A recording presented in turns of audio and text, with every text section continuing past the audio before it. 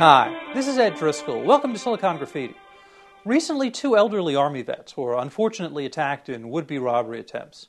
But both men successfully fought back, reminding us there's a reason why they've been dubbed the greatest generation. But how their stories are reported by big media can often vary widely. First up is 81-year-old Santa Rosa, California, World War II and Korean War vet Donald Clouston. Talk about fighting back. He may be in his 80s, but one North Bay veteran won't be pushed around even by a would-be mugger with a knife. Sharon Chin found out why you don't want to mess with this soldier. I'm not scared of a knife. I'm not scared of nothing. 81-year-old Donald Clouston was walking along 4th Street Wednesday afternoon, a grocery bag on each arm and $100 fresh from the bank, when he said a teenager pointed a 5-inch blade to his side. The teen had no idea he was threatening a former Army paratrooper. He said, well, I'm going to cut you. And I said, no, you ain't going to cut me. Unless you got a, like I say, you got a 45 or a 38 to blow me away with, I'm scared then. Otherwise, you get a knife, I'm not scared of that knife. Because I faced the Germans with bayonet. I also fought in Korea, and I went through 2 wars, and I'm still here, and I'm not about to let you take me out with that knife. Okay. He was like this, okay, so and I go around like that, and I kicked him right in here. Then Clouston said he made sure his speechless would-be robber would not be able to get up from the sidewalk. Then I kicked him in the teeth, and I just kept on. I left him laying right here. Clouston picked up his groceries and walked away. I walked home. You didn't turn back? No, I didn't, ma'am. And he didn't come after you? And he didn't come after me. Police are still looking for the suspect the former Army Staff Sergeant describes as 15 or 16 years old. 50 years ago, that would have never happened. Clouston's 85-year-old wife, Ruby, is relieved he's safe. I thought he did pretty good. He's pretty strong. I told him he better be careful walking now. Clouston says he normally takes the bus to and from the grocery store, but that day it was such a nice day he decided to walk. Now Clouston says he'll be taking the bus again so as not to fend off any more would-be robbers. In Santa Rosa, Sharon Chin, CBS 5. That's an example of the right way to report a self-defense story involving an elderly man who refuses to be a victim. And here's how to take a very similar story, in this case involving a Dallas area vet who's in his 70s, and tell his story as offensively as possible. And note that the reporter involved, Rebecca Aguilar, had only recently been named Broadcast Journalist of the Year by the National Association of Hispanic Journalists. James Walton walked out of a Mesquite store Monday morning with a big box under his arm. What'd you get? What's in the box? Shotgun, new one. New one? I hate to have to use it already. Though the 70-year-old joked about his new shotgun when we caught up with him, he's serious when he says he's not afraid to use it. Walton says he needed a new weapon because Dallas police took away the shotgun he used on September 22nd to kill a burglar at his West Dallas salvage business.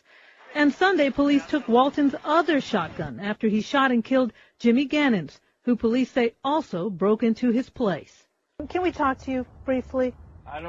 Do you think I need to shut the damn camera off or I'm not talking to you? Walton didn't want us to show his face because he's afraid someone will come after him. Are those tears of what? Of remorse? I don't want to talk about tears. It was obvious Walton was upset about what's happened in the past 3 weeks. I'm not satisfied with the situation right now. About killing 2 people? With you coming out here about killing 2 people? Hell no, that's not good.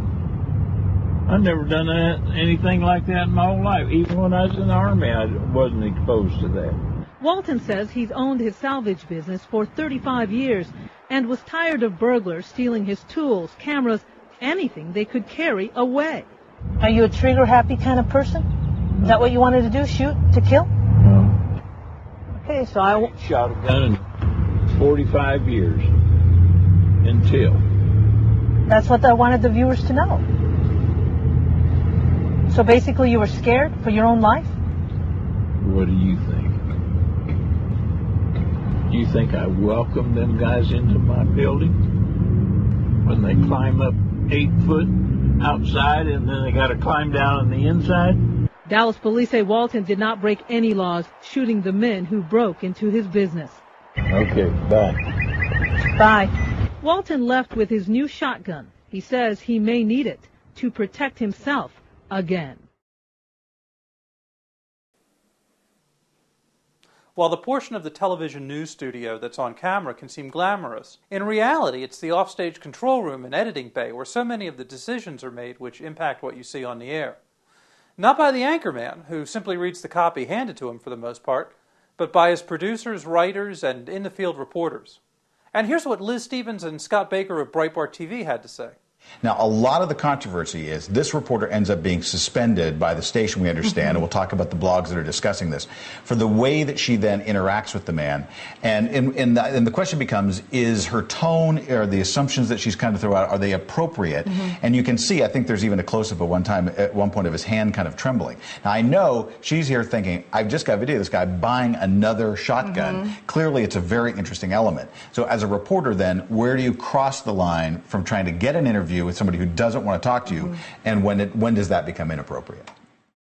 When Glenn Reynolds of Instapundit.com viewed the clip of Aguilar, he noted, quote, "I was struck by reporter Rebecca Aguilar's body language, literally standing over him in judgment with tailored suit and umbrella. The way she looked down, literally and figuratively, on an old man who had defended his life, entirely legally, and reduced him to tears seemed to me to be representative of the worst stereotypes of old media." While Rebecca Aguilar's hectoring tone is inexcusable, it's ultimately the fault of her producers that such a clip aired in the first place, or aired without some sort of contrasting setup or ending that might have toned down the segment's heartless tone a notch, or 20. Aguilar was ultimately fired for her badgering interview. But just as Dan Rather and Mary Mapes taking the fall over Rathergate hid a multitude of sins throughout the CBS News division, one local television reporter shouldn't take the fall alone. But according to TV critic and blogger Ed Barg, 3 other Fox 4 staffers connected with the story belatedly received suspensions lasting less than a week combined. Seeing these 2 clips back to back is a reminder that anytime a journalist or other representative of the news media calls his profession objective, he's simply fooling himself, attempting to fool you, or both. Every step in the news process involves subjective decisions of some sort, from choosing the subject, framing the questions he's asked, choosing the tone, and then, in the case of television news, videotaping and assembling the footage, and taking into consideration how the audience will react each step of the way. Fortunately, the blogosphere gives us a chance to talk back to big media when they get it wrong, which may be why it's such an active place these days. The New York Times, in a peak of jealousy, recently dubbed it a digital era sweatshop. For Silicon Graffiti, our little video sweatshop in the blogosphere, I'm Ed Driscoll.